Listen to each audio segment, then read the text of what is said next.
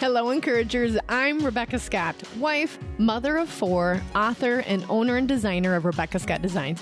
I'm here to encourage you, to make you feel the I can do this spirit each and every day of our awesome journeys to fulfill those many important roles.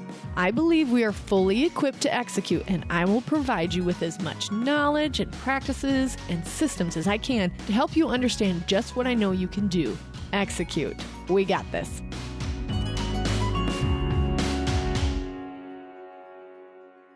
Hello, encouragers. On today's podcast, I want to talk about something that I do yearly that I just swear by. I think it's so important, especially after we have just went through a year like 2020, where we started out January like any other year, super excited, goal planning, it's going to be our best year yet. And then in March, suddenly hitting this huge stop sign and wondering just exactly how we were going to move forward. You know, I've said in the podcast before, in 2020, we went from being chess players where we had 10 minutes or so to 10 minutes. Yeah, 10 minutes or so to go through what our next play was going to be. And then COVID hit and we went to being tennis players where we had to return the ball just as fast as it was given to us. And so projects that would have taken us 5 months ended up having to take us only 5 weeks to debut them and switch gears, and everything that we had planned probably had to have an ABC contingency plan because we weren't sure how things were going to go. However, I could do a whole podcast on the positives that we gained from playing a new game in 2020. We learned so much about ourselves, correct? So that leads me to today's podcast episode. It's called my annual retreat. Now, I'm going to give you just real practical things on what I do on my annual retreat that I think you will gain so much momentum on for your new year coming. And I really want you to make sure that you print off this resource that will be available on our podcast at theencouragerpodcast.com, because this you need to take with you to the retreat so you remember what you are doing on it. Now, it's real practical things, but if you allow yourself this 2 to 3 days, it'll make such a huge difference for you moving forward, especially when we need to review 2020, because we don't want to repeat a lot of the things that we learned about ourselves, right? And unless you take the time to review and to reflect, you will end up repeating it. Plain and simple. We do it all the time. Just take a look at your life and you'll pick up on some patterns. And a lot of it is because we didn't take the time to go, okay, I need to sit with this. What went wrong? How can I forgive myself, show myself grace, and move on? And who else do I maybe need to apologize? You know, that happens in that reflect and review time as well. Okay, so your retreat. Why? Well, because we need to review and reflect, because we don't want to repeat some of the things that happen, and we do want to repeat some of the others. So we need to take the time to really reflect on what happened the year before, whether it's 2020 or another year. This is what you're going to do every time. You're going to reflect on what happened during that year. Okay, where are you going to have this? Well, the only rule is you cannot have it at home. Okay. I don't trust you. I don't want you to do laundry, to catch up on a home project, to do the dishes, to nap all day. You can't have it at home. Okay. It has to be in like a hotel or an Airbnb or a VRBO, whatever those are, anywhere other than your home. And what I highly recommend and what I do is I travel to it. I try to make it at least a 2-hour travel away. And the reason that I do that is because it takes me that long to unwind and for my brain to get in the zone. And I can't be near home where I can end the trip early.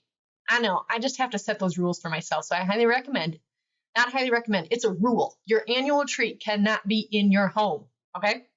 It has to be outside your home, and it needs to be for 2 or 3 days. Now, however you need to affordably do that, go for it. I don't care if you're in a friend's basement. It cannot be in your own home, and it has to be by yourself. Maybe you can have your spouse on the second day, but I really like being by yourself helps you to really reflect and give yourself so much grace and room to think through things on your own before you have someone else's opinion. That's why I prefer that you do it alone, because as soon as you have someone else's opinion, you might mold to what they want rather than what you want.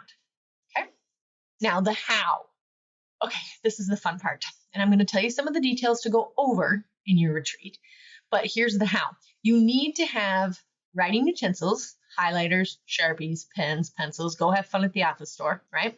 You can either get huge poster boards, 12 of them, because you're going to try and map out a year, or you can do a notebook or just loose paper, and you're going to have 12 of those. You're going to write out every single month and write down some ideas and some sticky notes for those months. You know when your busy months are, you know when your slower months are, you know when you've got some fun holiday, which ones you love the most. That's what you're going to be doing. So if you want to do the poster boards, go for it. If you want to just do loose leaf paper, go for that. Make sure that you have plenty of sticky notes, because that's how you're going to record your thoughts and then organize them. And then make sure that you bring your Bible so you can spend some time in the Word. Make sure you bring any journals. Bring anything from the year before that will help you reflect. So I actually end up bringing quite a few folders with me. So I bring my podcasting folder so I can figure out what I'm going to write for the next year. I bring, I bring so many things. I bring our livestock folder because we review how our livestock did, even our beef. We review, I print off my marketing promotional calendar and I bring that. I bring all kinds of documents. So make sure that you record, and even documents that you don't know if you'll have time to reflect. It's great to bring them and take a look at it. All those reports that you thought you'd look at the end of the year and then never end up looking at, this is the time to print those and have those with you so you can spend some time reviewing them. Now, the next thing, let's talk about what. What are you going to be doing during this retreat? I've given you the how, what kind of utensils you're going to need, what you're going to need to bring, why you're doing it, and also where you're doing it. Now, let's talk about the what. What are you doing? Okay, so during my retreat, a couple of the background details. I still wake up early. I don't sleep in. Now, listen, these are not hard and fast rules. This is a retreat, which sometimes means vacation, but you are going to be working during this time. So if you want to sleep until 9, go for it, and work until midnight, go for it, if that's your thing. For me, I need to get up early because that is when my most creative thoughts are. Now, I can nap later because it is a retreat, but I do still wake up early and I exercise, because when I exercise, the creative thoughts come even more frequently because of all the sweating and adrenaline and everything. So I get up early and I exercise. Also, this is a little bit of the nitty gritty, but I told you I would say how I do my retreat. You could fast for 1 day or 2 days or 3 days if you wanted. Fast is going without food, not without water. You can still have water, but you could fast for your stay. And I have done this before, and it is an extreme version, but it really helps me to focus on what I am there for and what I am doing. I feel like God talks really clearly to me when I've been fasting. So I do fast during my retreat. Last year was pretty brutal. I don't know if it was a blood sugar thing or what, but whoa, that one was a little bit tougher. So I only did about a 24-hour fast. But I would like to extend that this year, and we'll see what we can do. It just helps me to get really clear in my head. So if that's something that you want to do, great. Otherwise, make sure that you're eating healthy. Don't use this as your excuse to eat a bunch of junk food, because you still won't think as clearly or be able to function normally. So don't treat this as a complete junk fest. Do that on your vacation, okay? The retreat is different. Eat healthy. Okay, one of the first things I do on my retreat, I wake up early, I exercise, I do or don't have breakfast. I do still have my hot tea, but no fixings in it, and I have a lot of fixings in my tea, but I don't do that. And then I rewrite all of the prayers that I have for my kiddos. I write a paragraph for each kiddo every year, and I read it probably 3 or 4 times a week throughout the year. And it's based on the kiddo's age and what I want to see develop in them that year, what I saw develop in them. So it's like, I'm so glad we figured out that we need to work on patience with you. And so this year, I'm just going to pray for patience and for opportunities for you to see it clearly in yourself. I pray over their husband or their wife. And then also anything that I get starting to develop in them and the character traits that I'm seeing that are excellent, I praise those, and I pray for any that aren't as excellent. So I write out a prayer for each one of my kiddos. It's about a paragraph long. I write out a prayer for Nicholas, for just him alone, my husband, what I want to see for him in the future, anything for his life that I want to recognize or I would like to improve. I write that in Nick's prayer. And then I write an individual prayer for myself, what I want to do physically, mentally, spiritually, what I want to speak over my life for the coming year. And then I also have a paragraph for our marriage. What do I want to see in our marriage in the coming year? Then I write affirmations. Now, if you followed me or listened to me at all for any length of time, you know how important affirmations are for me. I single-handedly think that's what changed my life about 6 years ago, was reading affirmations out loud. I started with Hal Elrod's version of them with Miracle Morning. Those are some great affirmations, but I have since just collected affirmations. You can just Google it, you guys. Don't have to make it super difficult, but find affirmations that will just affirm what you want to have happen in your life. I mean, there's leadership affirmations, mother affirmations, wife affirmations, confidence affirmations. What are you seeking? And then try to do your affirmation search on that. But I rewrite all my affirmations that I want to read every single day in 2021. I guess I don't read Sunday mornings, but I do read my affirmations even on Saturday mornings. They have just drastically changed my life. So I write out affirmations. Now, that may mean just 5 or 6 of them for you. For me, it's literally about 3 pages worth. Yeah, so you can take a stab in the middle, whichever works for you, but definitely write out some affirmations. Then I go through my website. Now, most of us have a website, especially after 2020. We figured out what we didn't have and what we needed, right? And everybody's going online. So I go over my website and I comb through every single page. There are so many pages on mine because I'm a product-based business with Rebecca Scott Designs. But I go through each product and I decide, could I upgrade it? Is there any changes that I could make to it, like design changes? Or is there anything we need to get rid of on the description or anything like that? I spend the time combing my website. I look at my about page. Do I need to update the ages of my kids, how I feel about the business? Is my vision and my mission on the website? Am I following any of the courses that I took? Is my website up to par for 2021? Now, I had to do a ton of website review this year because going through the pandemic reminded me that my website is broke. So you guys are some of the first to hear about this. We are actually getting a new website for Rebecca Scott Designs because I realized just how broke my current website was with the reporting that it was doing and how it was handling our customers.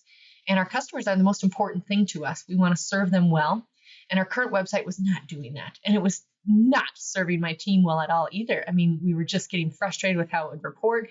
It seemed like it was a ton of time on my team's behalf, especially Angie, who runs the website. And what I knew her skill set was and what she was working with just was not hitting the mark. And so I wanted to make her job and her life and her mission for the business better. And so we pursued a new website and we'll be really excited to debut that soon. So go and comb through your website. Is it broken? Do you need to fix anything? Do you need to switch websites? Do you need to find a new one? Do you need to find a website developer? Spend time just reviewing and combing through your website thoroughly. Next, and this is a free resource on our website, theencouragerpodcast.com, it's the weekly agenda sheet. Now, this is my way of not having a planner.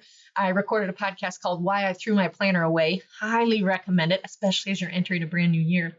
And I just use this weekly agenda, which was created by my executive assistant, Angie, and it's just brilliant. It breaks down Monday through Friday what my tasks are for each one of the day. Of course, they are themed because you know how I feel about blocking and themed, but I will have some edits for the new year. And sometimes I have to do some edits mid-year, and Angie's really good about asking me like, hey, is there any edits you need done? Oh, well, so I will review that and make sure that I have certain things within there, like I have plenty of time for CEO work, that I have time for design work, that I have time for podcasting, that I've built in time for kiddos, that I've built in a food plan.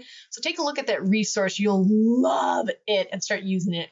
I get kind of giddy over it because even my family has started using it, including my brother and my twin sister. I'm so psyched. They use their weekly agenda and they said that productivity-wise, it's just drastically improved their lives than carrying around a planner. Then for me as a designer, and this could be for you as maybe you provide a service, I go over every one of my purses and accessories and decide if I could, upgrade them, like when I comb through the website, or design new. What is trending right now that I would like to create? What are some of my big ideas or colors or patterns or different fabrics?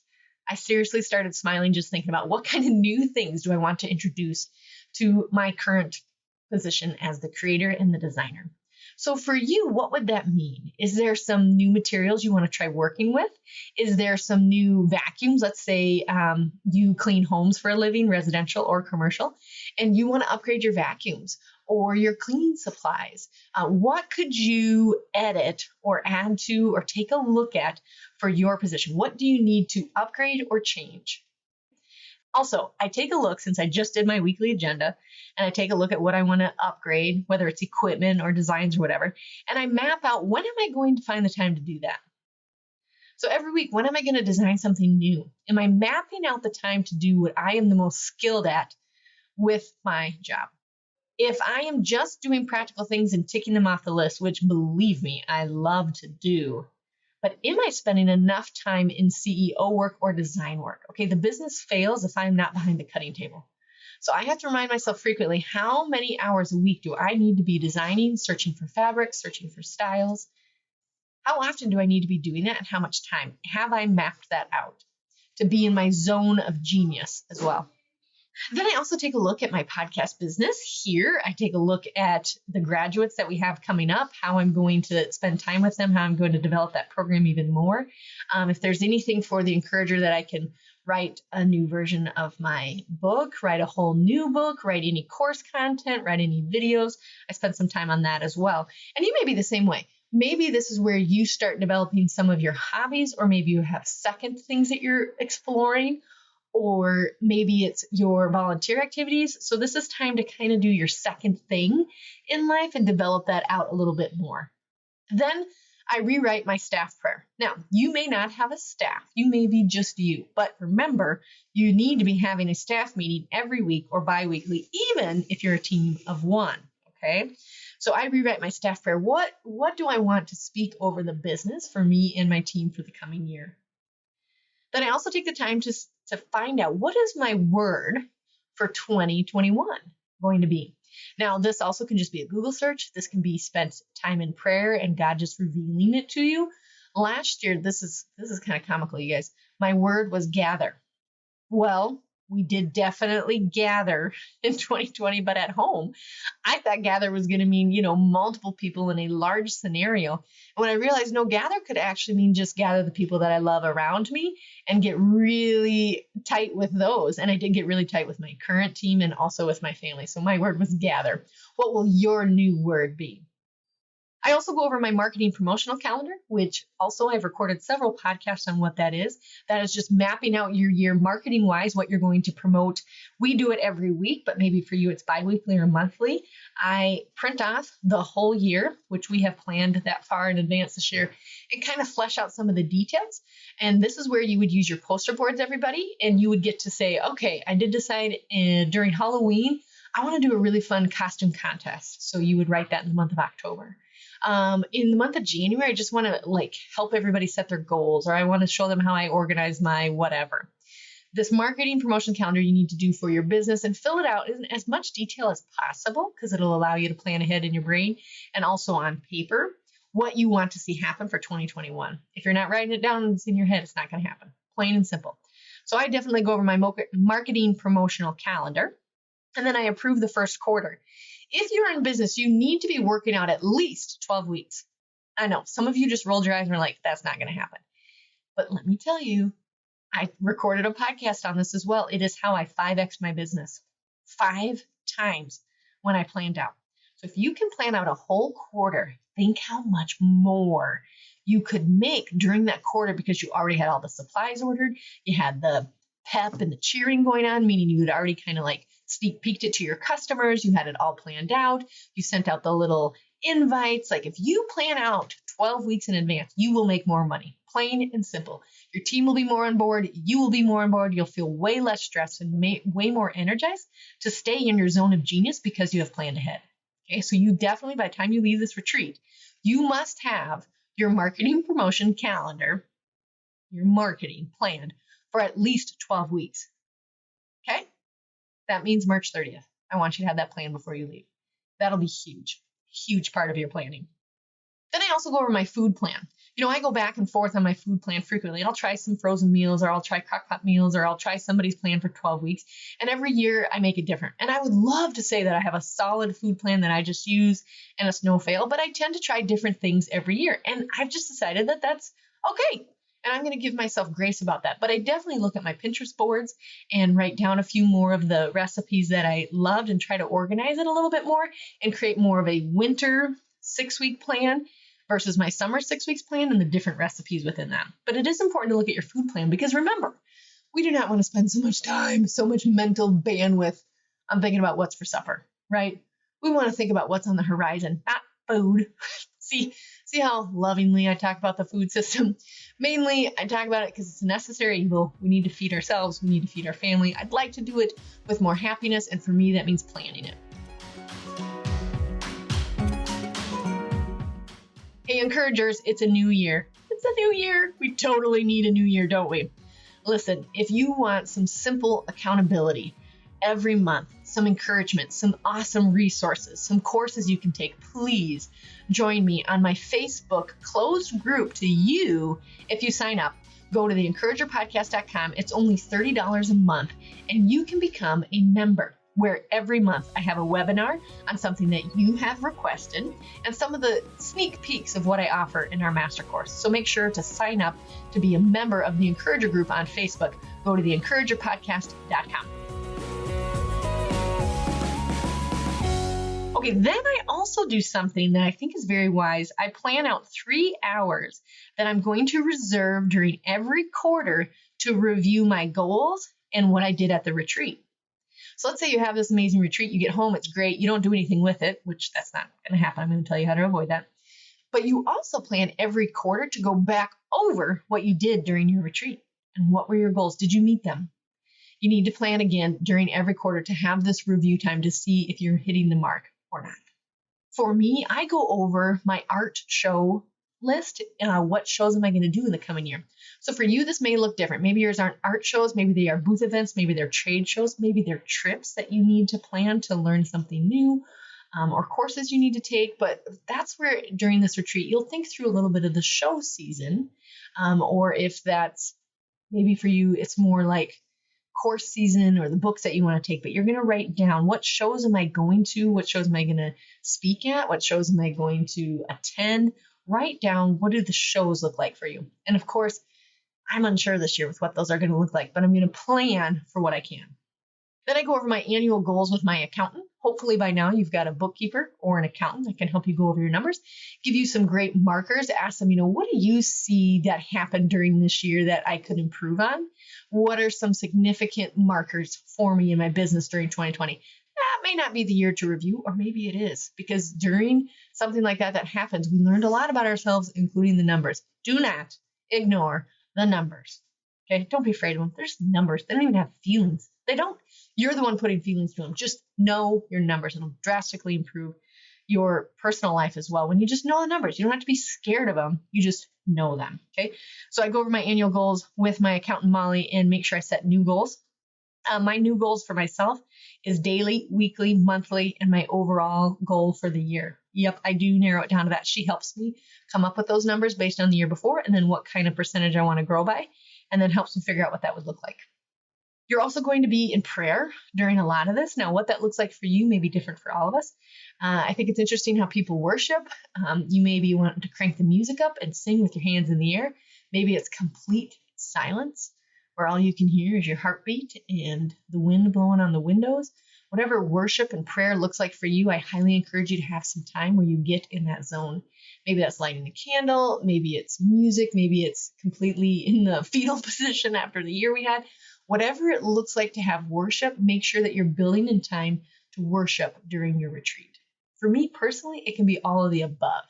I do find I am most aware of God's presence when I have fasted, when I'm on my knees, and when I'm in complete silence.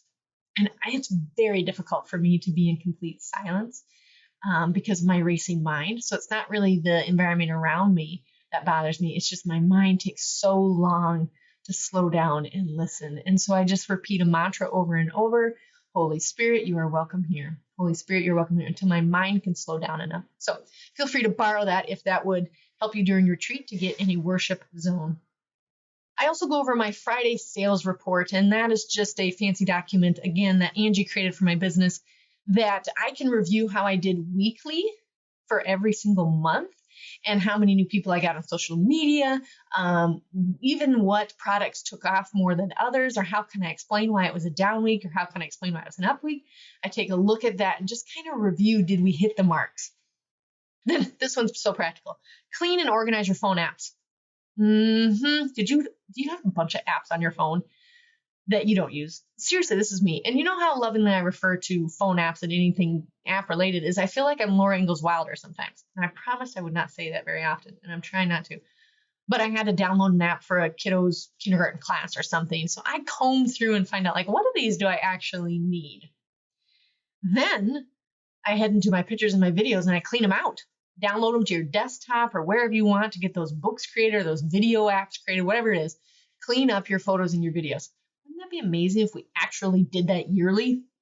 I know some of us take 2 years or until we upgrade to a different phone, right? Well, let's do it yearly. We should actually do it quarterly, but it's good for me to do it yearly. I also spend a lot of at least 3 to 4 hours alone on my 3 to 5 year plan. I take a look 3 to 5 years from now, what do I want to see happening? And this is your time to dream big. This is where you take your sticky notes and you go, all right, I'm just going to say it. I want to write a book. And so you put that out there and you say, I'm going to employ 3 more people. And you put that on a sticky note and you put that out there. Where could those happen? Could that happen as early as this year? Could it happen in the 2nd year? Could it happen in the 3rd to the 5th year? Write these big ideas on sticky notes and place them out 3 to 5 years or in the current year. But I definitely look at my 3 to 5 year plan after I've forecasted with my accountant and also with my team. What do we think is possible and what did we see this year that we're going to need to improve or expand on, or where do we see ourselves in 3 to 5 years? It doesn't just have to be by yourself. You can ask your husband where he sees you going in 3 to 5 years, or your spouse where he sees you going. Erase that because I'm getting house and he and spouse and all that screwed up. Ask your loved ones, where do they foresee you going as well, just because of the growth that they saw happening. And then plan big, dream big. This is where you get to put those things. That's why you're doing it alone, so nobody can judge you, including yourself, and dream really big. I truly believe with all the content that I just gave you, you need about 3 days. Now, some of you can only afford 2 days, depending on the age of your kiddos. Guys, no judgment. Just take the retreat. Has to be away from home. If you only get 1 day, fine. Totally get it. It just can't be at home on your couch. Okay? It needs to be away. Take what you can out of this resource on the encouragerpodcast.com. Print this off. See which one of these can apply to your business and to your life moving forward. Also, if you want a massive brainstorming session with your sticky notes and your poster boards, here's what you do. You write down everything. You have this massive brain dump where you just start writing them on the sticky notes as fast as you can.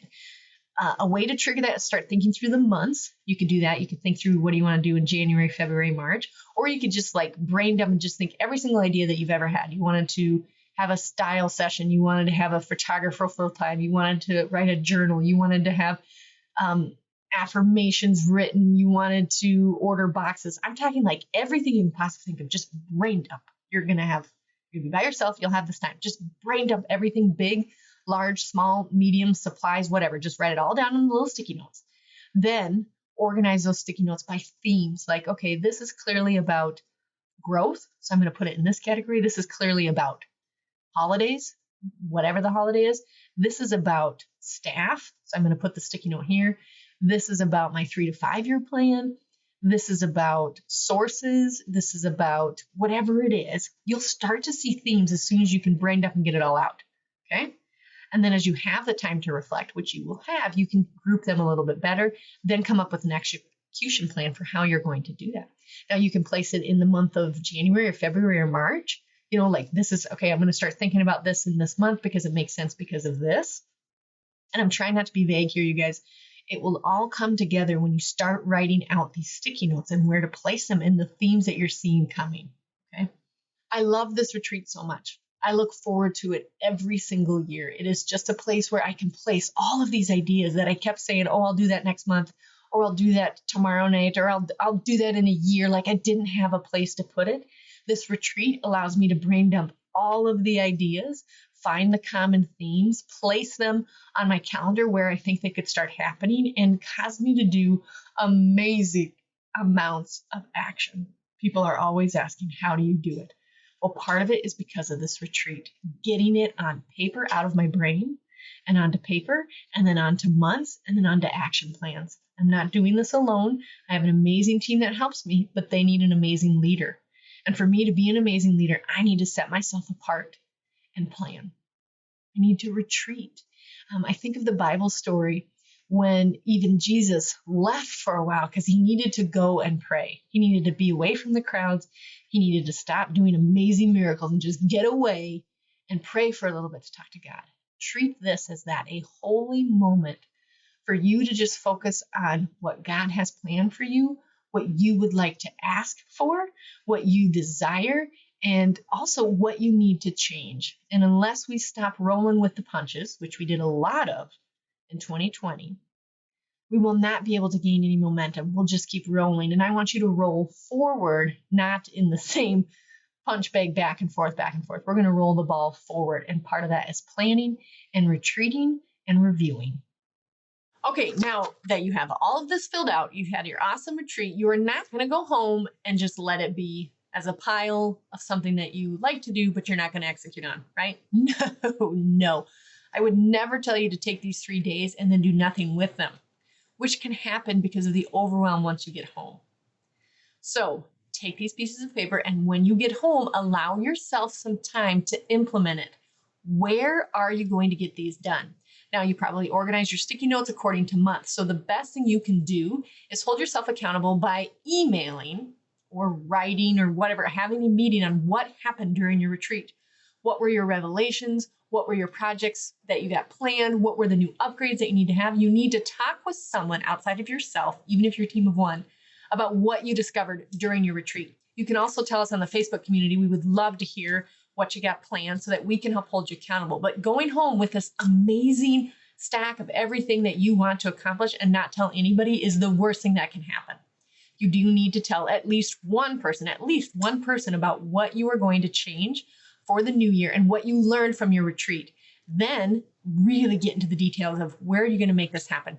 Who needs to be involved? Ask yourself the key questions and listen to that podcast episode, the who, what, when, where, and why of how these things are going to start happening for you. Do not let it just sit. Take the time and start implementing. You've got to implement this amazing time that you had for yourself. So that's the execution plan at the end of the why you're doing it, what you're doing, where you're doing it, how you will doing it. Now you're going to execute on it. You got this. I know how you can start executing on all the things that God has equipped you to do.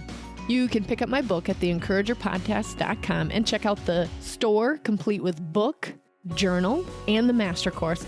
Also, make sure to check out the resources tab where you'll get a hold of all the PDFs from the podcast. Thank you for tuning in, Encouragers. Remember to subscribe so it's automatically on your phone. And please rate and review me. We got this, Encouragers.